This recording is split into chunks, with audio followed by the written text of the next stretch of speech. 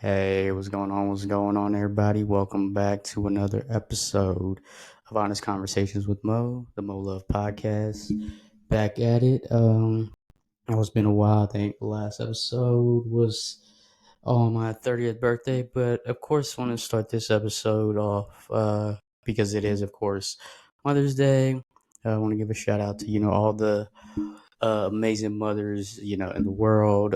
Mainly the women in my life that are mothers, and most importantly, the most important woman in my life, my mom. So I want to give start off by giving a quick shout out to all the incredible mothers out there that are playing also the role of fathers as well, and also to all the dads out there playing the roles of moms. So definitely a shout out to everyone out there, on this Mother's Day, in whatever capacity that looks like, and to, of course, all those that have celebrating a heavenly Mother's Day as well.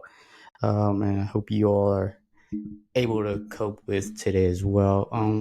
But I want to get right into this episode, and in terms of discussing with this episode, what does it look like being okay with doing nothing?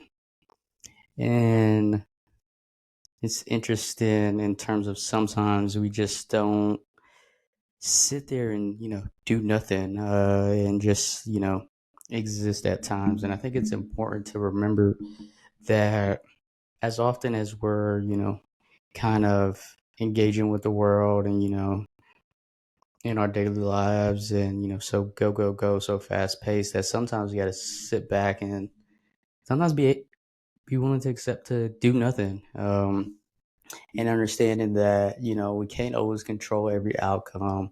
And I think this increase in the world today of needing to do something, or else you feel whether it's unaccomplished, whether it impacts your day to day, whether it's how people perceive you, and we'll throw titles of laziness or things like that. But I think it's sometimes it's necessary to kind of step back and be willing to do nothing. I think with doing nothing is just taking that time to exist in the moment. Whether that's 5 minutes of silence, 10 minutes, whatever that looks like for you, or however that nothing looks like for you. Um, and how are you choosing to revel in that moment? Because I think it's important that also you know what does just existing look like for you as an individual? Like, what does just being you when you're not engaged in, whether it's your work, whether it's in your relationships, when it's just you all alone by yourself with your thoughts? What does just existing look like for you? Are you able to be alone with yourself and be with your thoughts, or do you feel like you have to be active and engaged with something? And as someone who, I feel like I sometimes deal with, it's like ADHD, it can be sometimes tough to be willing to do nothing and just, kind of exist. Because I've always been an individual who's, being caught up in kind of that overthinking, overanalyzing, the world around me and the world around us. But also my mind is just always kind of active. So when I take those moments to kind of do nothing and just exist, it really kind of opens my eyes to kind of what am I, kind of choosing to prioritize, which we'll get into kind of a little later into the episode. But it's important to kind of know what existing looks like for you, because if you don't know how you're just existing in the world, whether it's you just feel like you're floating on by and you feel like you're not really making an impact, or you feel like, hey, you're on top of the world, and you're a change maker, taste maker, whatever it may be. I think it's important to also remember to just exist as just a human being. I think that does really start with doing nothing.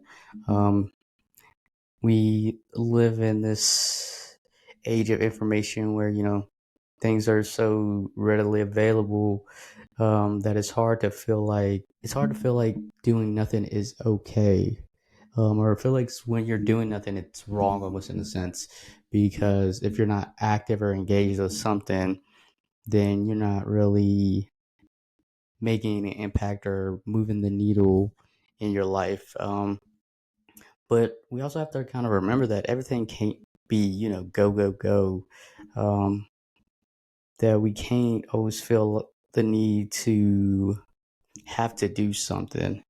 Um, and and I think sometimes when you do step back and do nothing, it's important to just remember, how are you existing, and what does existing look like for you. And for me, existing is just being content with myself at every moment and knowing that I'm exactly right where I need to be, even though sometimes it doesn't feel that way.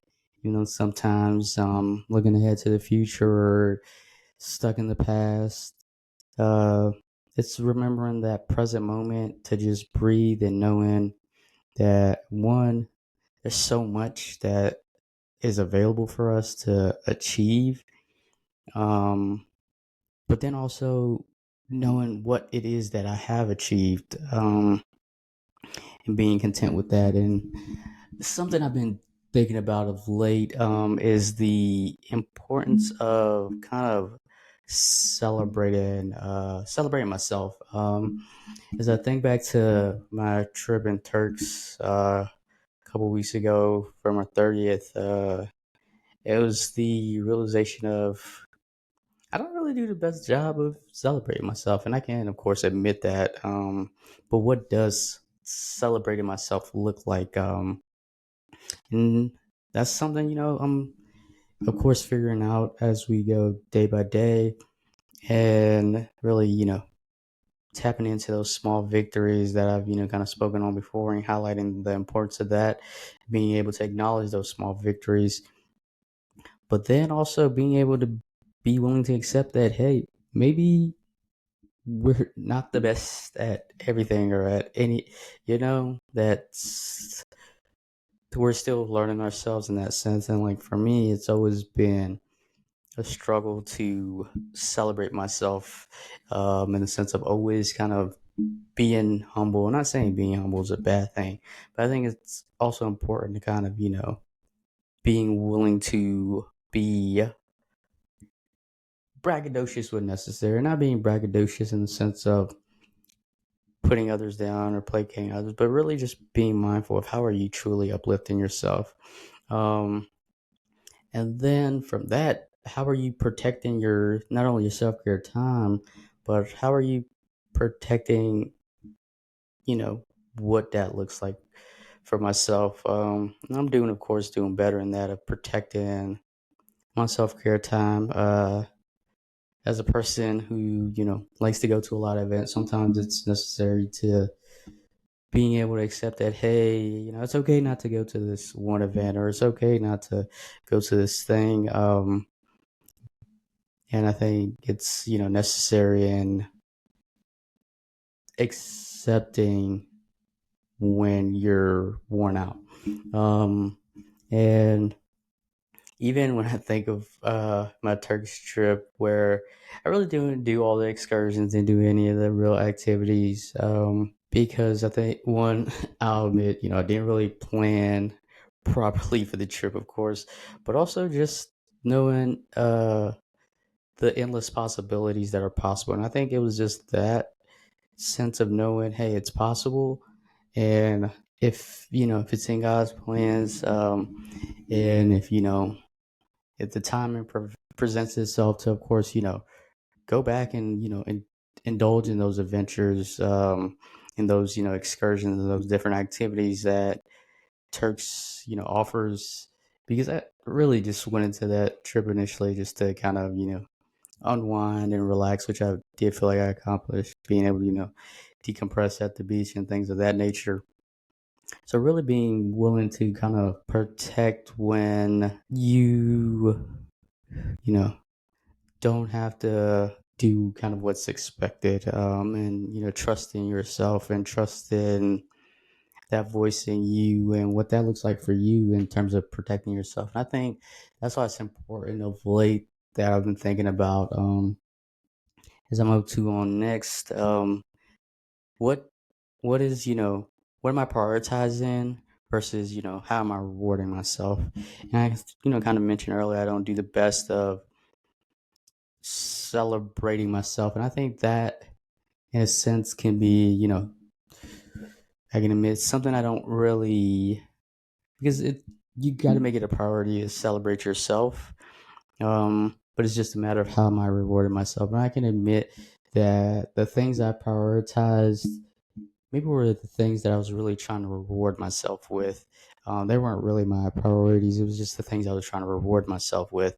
So I think it's important moving forward, not only for myself, but for all of you all out there to kind of understand what are you prioritizing, and then from those priorities, how are you properly rewarding yourself? I think sometimes we can mix up the rewards with the priorities because, as I said, we live in this instant gratification that we're just seeking the reward, where instead we're not prioritizing our own sanity, our own mental health, our own existence. And I think that's kind of the need for wanting or needing to do nothing or being accepting of doing nothing, because that allows the priorities to take place, and from there you can properly reward yourself. And then when we're properly rewarding ourselves, that's when we're truly really learning and discovering ourselves, because we were able to set those priorities, adhere to those priorities, um, and know, hey, we deserved this reward. And I think sometimes when we reward ourselves before we prioritize things in our lives, we kind of get that buyer's remorse of, did I really earn this? Did I really deserve this? So I think it's important moving forward to kind of really understand, hey, is this something I'm prioritizing, or is this something I'm just rewarding myself with? And saying, hey, I can come back and prioritize, this later on. But let's be honest, maybe that moment won't come to where you can prioritize that later on. So I think it's important to kind of know what are you choosing to prioritize.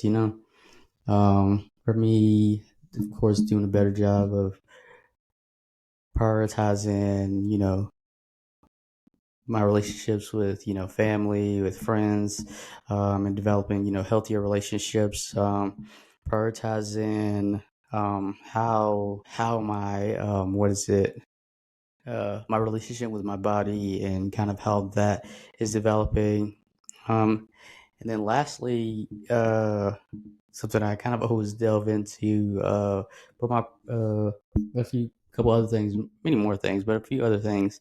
um Prioritizing, my work ethic at work, and how am I properly, balancing that work-life balance, and ensuring that I'm taking care of myself and not, getting caught up in burnout, and overexerting myself, to where, hey, where sometimes you don't even, wanna, where the work no longer interests you. And I think that's definitely something where we obviously can't avoid all the time, but it's something I want to, as far as knowing my work ethic and knowing how hard I work and knowing that it's probably, being rewarded, of course, as well.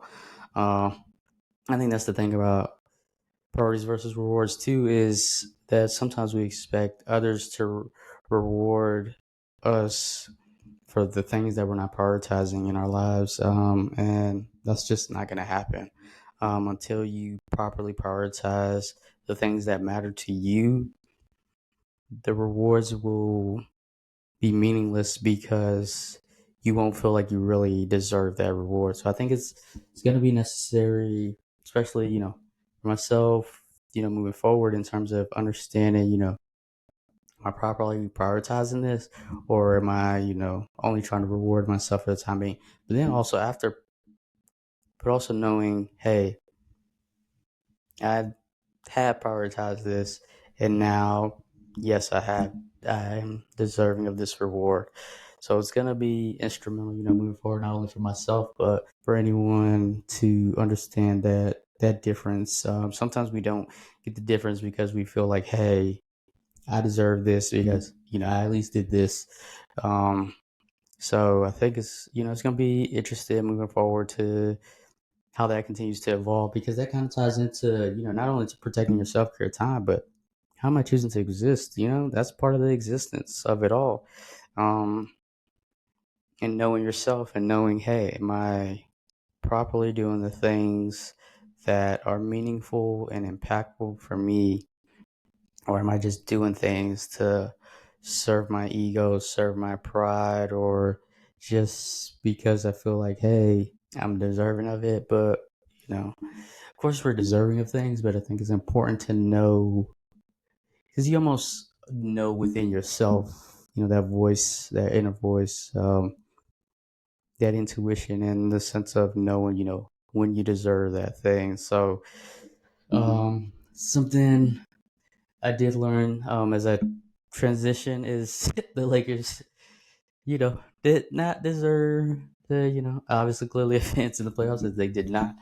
Losing 4-1 in a gentleman's sweep to the Denver Nuggets. Is going to be an interesting off season for my Lakers, as Braun, player option. D'Lo also has a player option, which I'm pretty sure both of them will opt out, and we'll see what LeBron ends up doing. We, of course, fired our entire coaching staff, um, and cleaned house there. So Darvin Ham is no longer the head coach of the Los Angeles Lakers. So it's going to be interesting moving forward how who are we going to end up hiring? Rumors, of course, of JJ Redick. It's going to be interesting, of course, with his relationship with LeBron and the podcast. And then, hey, if we do hire JJ, who's going to be his assistant coaches? Are you bringing more experience? Are you bringing in his buddies in a sense too? So it's going to be interesting, for my Lakers moving forward. But continuing on, obviously the playoffs doesn't end, just because the Lakers lost, sadly. But obviously Denver advanced. They're currently down 2-1 to the Minnesota Timberwolves, led by that man, future face of the NBA, future face of the league, Ant Edwards, and future Laker, Anthony Edwards. Um, but yeah, he's been cooking. Um, Currently, the Knicks and Pacers are currently going on as during the time of this recording, where the Pacers are blowing the Knicks out. I think last I saw it was a 28-point lead at halftime, 60-41, or 29-point lead. I can't remember, but it was basically Pacers blowing them out. Knicks, of course, up 2-1 in that series. Looking look, this is looking like Indiana's going to tie this series. As we head back 2-2 to the Garden. It's been an incredible series, reminiscent of the the '90s matchup between the Knicks and Pacers, '90s and early 2000s. Really '90s, not really early 2000s, but mid '90s matchups between Knicks Pacers. With, Reggie and Pat Ewing and John Starks and Mark Jackson, and all the incredible battles uh, that that was back then. It's almost deja vu in a sense, because outside of this game today, they've been close down to the final buzzer and all the three other previous games. So it's been an incredible series to watch. My prediction is I think Indiana's gonna pull this out only because the Knicks lack enough bodies. I think it's gonna start to wear on the Knicks as far as the minutes the endless minutes put on guys like Josh Hart, Dante DiVincenzo, Hartenstein, Brunson. So I do think the Pacers are going to pull it out. Obviously, they're going to have to steal a game in the Garden, uh, game 5. So it's going to be interesting. Then next, as the playoffs continue in the East, or no, what? In the West, we also have OKC Dallas. Dallas 2-1 beat OKC yesterday. That's an incredible series of two young stars, but I think Luka and Kyrie are, but Shea is so good, man. It's tough, but I do think Dallas is gonna pull that series out. Where they obviously, I just think Kyrie and Luka are just too good, and they're good enough closers to where, as you know, their experience is gonna weigh heavily moving forward in the series. But OKC's young. I think they got another top 14 pick today. I think they got the 12th pick in the lottery earlier today. So OKC's going to be here, moving forward. They're not going nowhere. But I do see Dallas moving on to the Western Conference Finals. I think we get so tough with Denver and how they've been playing, Minnesota. But I do think Denver still somehow pulls it off, and we get a Denver Dallas Western Conference Finals. Then in the East, Boston has been pretty much cooking the Cavs. Of course, the Cavs beating the Magic to advance. Where Paolo was cooking, had to go 7. Incredible game 7. The Magic just ran out of gas, of course. But yeah, Cleveland. I think Garland's just got to step up for Cleveland. If Garland can step up for them, they'll be fine. But I'm expecting a Pacers, Celtics, Eastern Conference Finals, and Nuggets, Mavs, Western Conference Finals. And as far as my finals predictions, I'll hold off on that just yet. But then moving on, next I want to dive into the NFL draft. The NFL draft was interesting, and I still don't know what my Falcons are doing. Drafted Michael Penix Jr.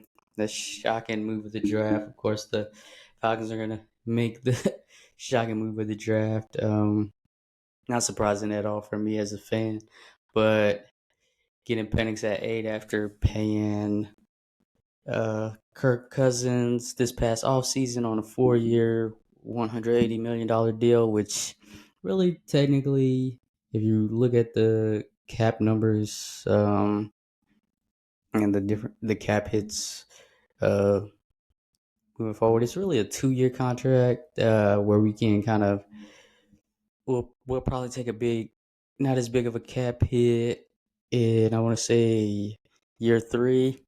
So it's really kind of a 2-3 year contract, but it's interesting not taking a impact player and instead kind of this bridge of the present and looking towards the future at the same time, because of kind of what happened to close out the Matt Ryan era in Atlanta, where we didn't have formidable, whether yeah,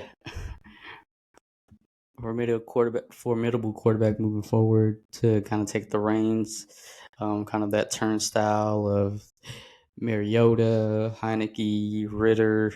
So I get it. It's just interesting. I do like the improvements on the D line. Obviously went D line heavy because of the lack of picking an edge rusher early with the 8th pick, where people expected, like I thought we were gonna either get Latu uh or Nailu Latu or Dallas Turner out of Bama. So obviously we didn't get either. I like the Ruru Orokoro pickup, Braylon Trice. I like him. And Brandon Dorless. I like him as well. And I think a lot of people are talking about Zion Lego, but I think he's going to be a nice pickup too. We also didn't, you know, really any of the other major needs that we had, such as cornerback and getting a cornerback too. The KC Washington pick at receiver. I don't know if that really solves our receiver woes. But obviously another receiver to throw into the mix there.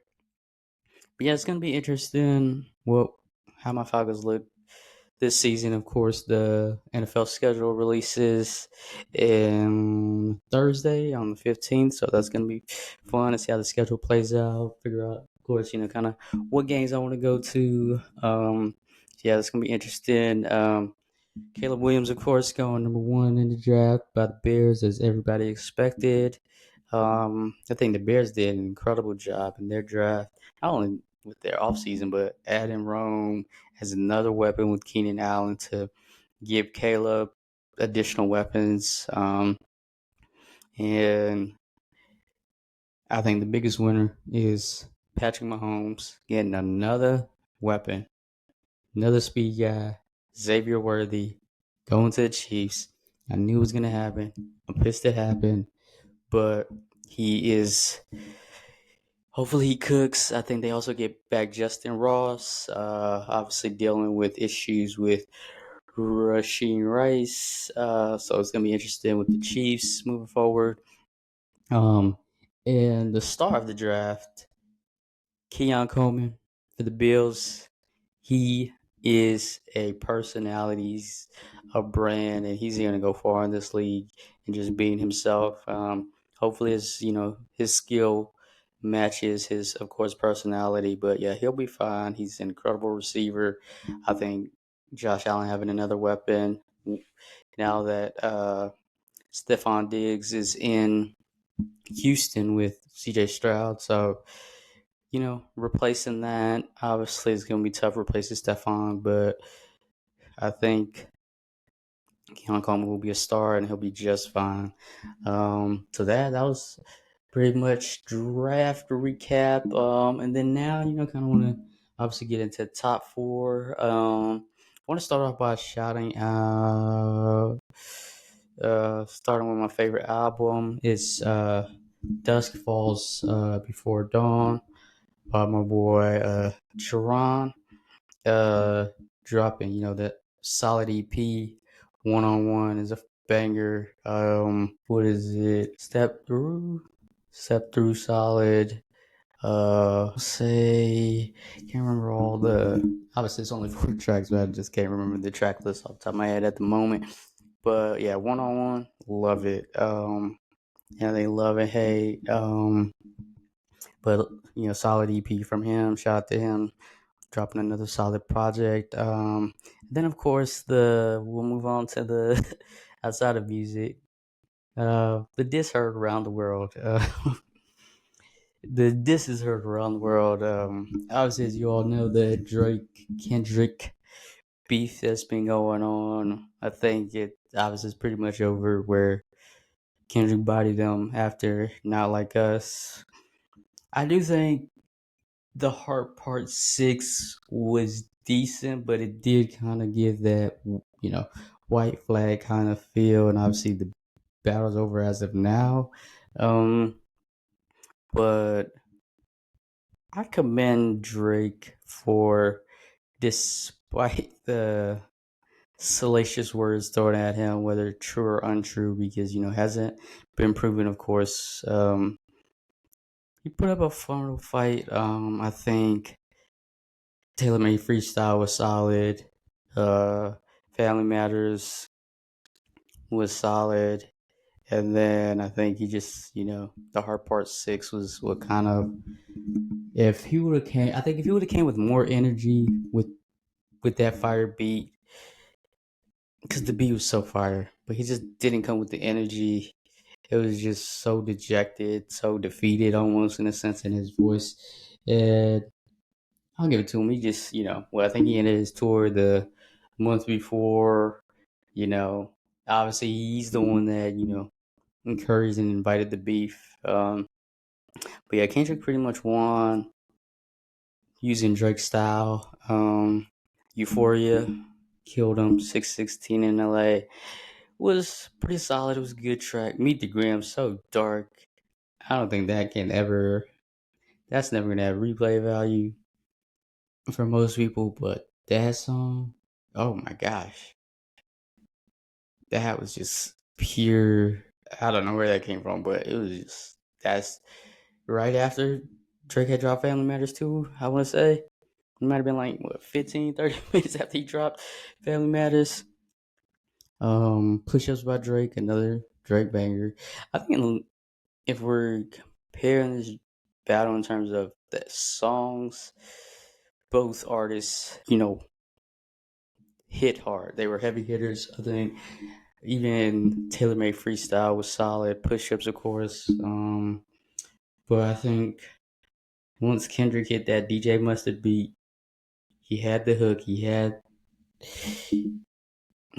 the ad libs.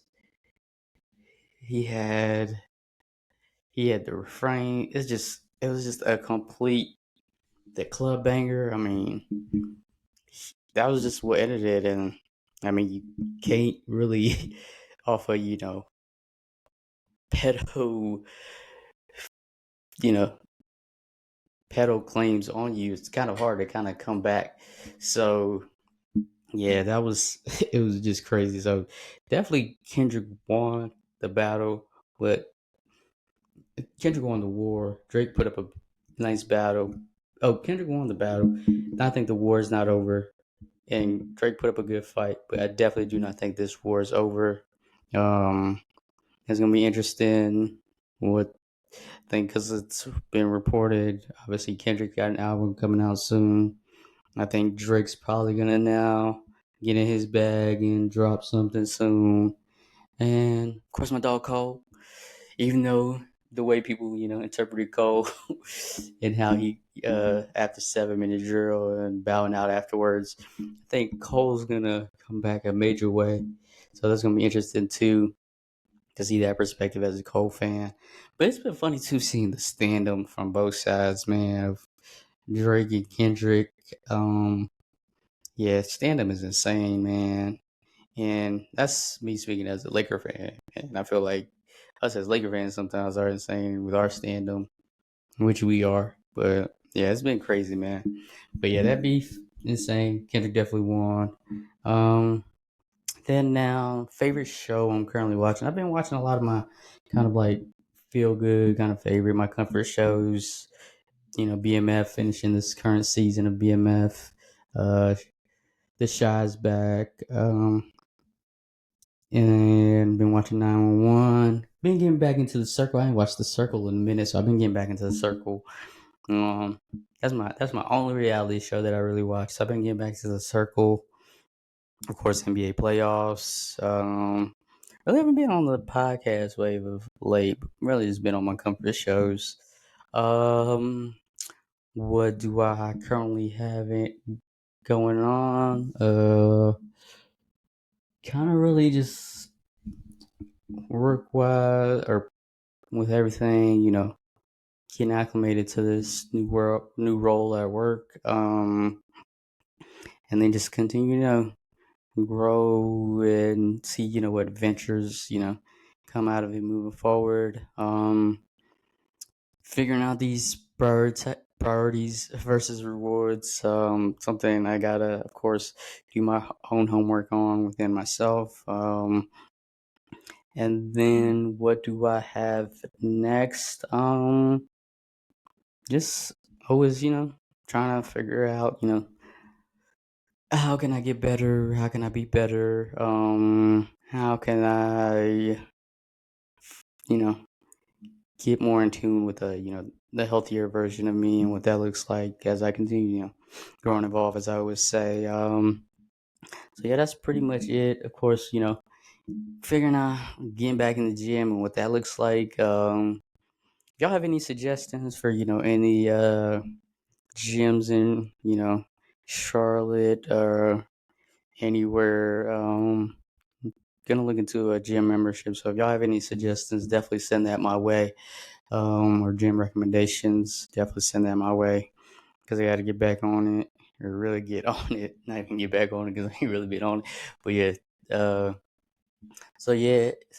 But I mean, that's pretty much it. Appreciate you all always for listening to me. Sometimes feel like I was say it feels like I'm just rambling.